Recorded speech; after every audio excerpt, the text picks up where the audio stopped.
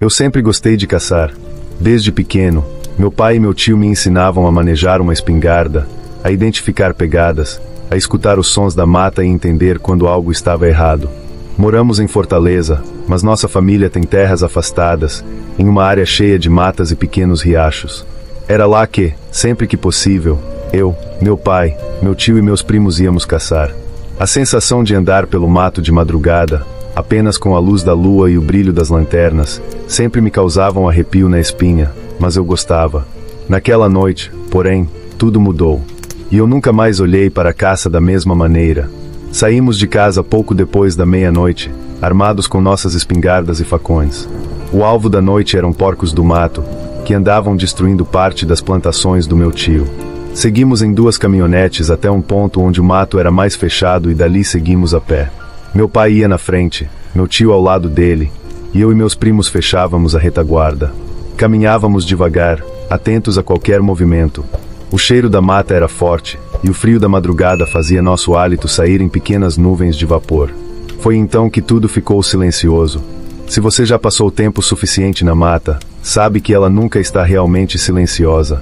Sempre há um grilo, um sapo, um galho estalando. Mas naquele momento, era como se toda a floresta tivesse prendido a respiração. Meu pai parou de andar. Levantou o punho, sinalizando para ficarmos atentos. Meu tio, com a lanterna em mãos, apontou para a trilha à nossa frente. Havia pegadas enormes, profundas demais para serem de qualquer animal que conhecíamos. Elas tinham a forma de patas de lobo, mas eram grandes como as de um homem. Meu coração acelerou. Isso aqui não é normal, meu tio murmurou, abaixando-se para tocar a terra. Antes que alguém pudesse responder, um grunhido baixo ecoou pela mata. Um som gutural, que reverberou em nosso peito como um trovão abafado. Meu pai, com anos de experiência, levou a espingarda ao ombro imediatamente. Meus primos fizeram o mesmo. Eu senti um suor frio escorrer pela nuca. Então, ouvimos a respiração. Era ofegante, pesada, como se algo estivesse nos observando de perto. Giramos as lanternas ao redor, tentando encontrar a origem daquele som. E foi aí que eu o vi. Entre as árvores, 2 luzes amarelas nos encaravam. Não eram olhos comuns. Eram grandes, brilhantes, refletindo a pouca luz da lua. O bicho estava escondido nas sombras, mas sua silhueta era enorme. Parecia um lobo, mas erguido sobre 2 pernas, com músculos tensionados e uma presença aterrorizante. Seus pelos negros brilhavam sob a luz fraca, e seus dentes, enormes, pontiagudos, expostos em um rosnado ameaçador. O tempo pareceu parar. O silêncio da floresta foi substituído pelo som ritmado da minha própria respiração acelerada. Cada músculo do meu corpo travou, incapaz de reagir. Mas o lobisomem, ele se moveu. "Corram!" Meu pai gritou. Mas já era tarde. O monstro avançou com uma velocidade absurda, rasgando o silêncio da floresta com um urro que fez meu sangue gelar. Meu tio foi o primeiro a disparar. O tiro ecoou, mas o bicho não caiu. Ele apenas recuou, como se o impacto tivesse irritado ainda mais a fera.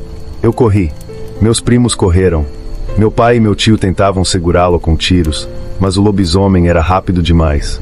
Senti os galhos cortando meu rosto enquanto corria pela mata, ouvindo os gritos e os disparos atrás de mim. O chão tremia sob as patas da criatura. Ela estava nos caçando. Conseguimos chegar a um pequeno barranco e deslizamos até um riacho. Meu pai veio logo atrás, mas meu tio e um dos meus primos não estavam mais conosco. "Onde eles estão?" Gritei, ofegante.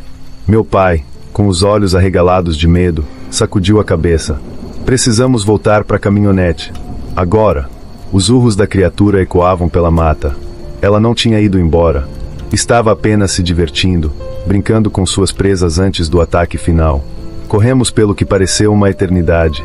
A cada passo, ouvíamos os galhos quebrando atrás de nós. O lobisomem não desistiria tão fácil.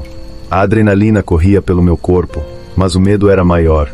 Minha perna latejava de dor, arranhões cobriam meus braços, mas eu não parava. Não podia parar. De repente, um disparo ecoou na noite. Não veio de nenhum de nós.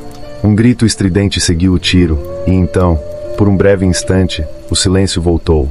Meu pai puxou meu braço e apontou para frente. Uma figura se aproximava da trilha, segurando uma espingarda de cano longo.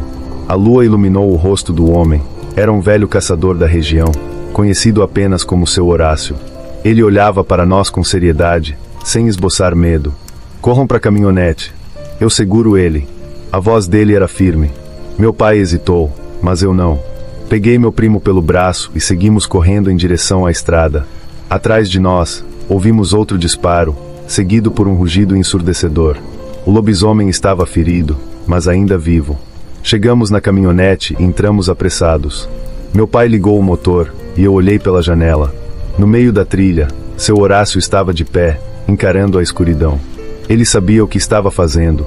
Aceleramos, deixando para trás a cena mais aterrorizante que já presenciei. Mas, naquela noite, algo mudou dentro de mim. O medo, a adrenalina, a certeza de que aquele ser ainda estava por aí, espreitando, esperando a próxima caçada. E eu sabia que, um dia, ele voltaria.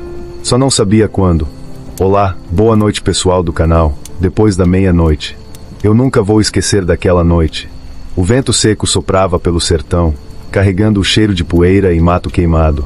A lua cheia iluminava tudo com um brilho prateado, fazendo sombras se alongarem pelo chão árido. Eu, Fernando, e meus dois amigos, Zeca e João, voltávamos de uma festa na vila vizinha. Estávamos a cavalo, rindo e contando histórias enquanto as ferraduras batiam ritmadas contra o solo duro. A estrada era longa e cortava o sertão como uma cicatriz esquecida pelo tempo. Não havia postes de luz, só a lua e o brilho esporádico dos vagalumes. Era comum escutarmos barulhos da mata, um tamanduá fuçando folhas secas, um tatu correndo assustado, corujas piando. Mas, naquela noite, o silêncio era diferente.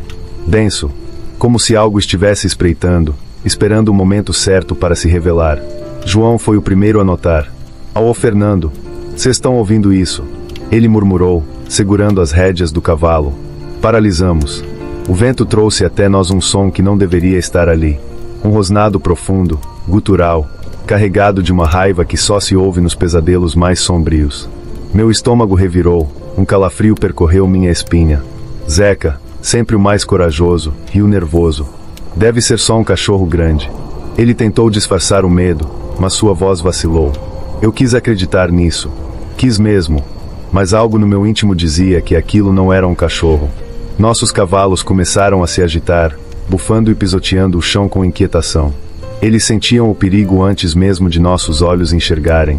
Foi então que João sussurrou, a voz trêmula. Ali, naquela árvore. Eu segui seu olhar e meu sangue gelou. Entre os galhos retorcidos de um juazeiro, dois olhos brilhantes nos encaravam. Amarelos, malignos, cheios de fome. A sombra colossal da criatura se movia lentamente, saindo da escuridão. A luz da lua revelou um corpo coberto de pelos escuros, garras longas como facões e um focinho alongado, pingando saliva. Um lobisomem. Corre! Gritei, puxando as rédeas com toda a força. Nossos cavalos dispararam em desespero, galopando pelo chão rachado. O lobisomem rugiu e veio atrás. O som das patas monstruosas esmagando o solo era ensurdecedor. Ele era rápido, mais rápido do que qualquer coisa que eu já tinha visto. O coração martelava no peito, o vento cortava meu rosto, e eu só pensava em sobreviver. O bicho estava quase alcançando Zeca, que tentava chicotear seu cavalo para que fosse mais rápido. João gritava, apavorado, e eu só rezava para que conseguíssemos chegar à fazenda. Mas o lobisomem era implacável. Com um salto, ele quase nos alcançou.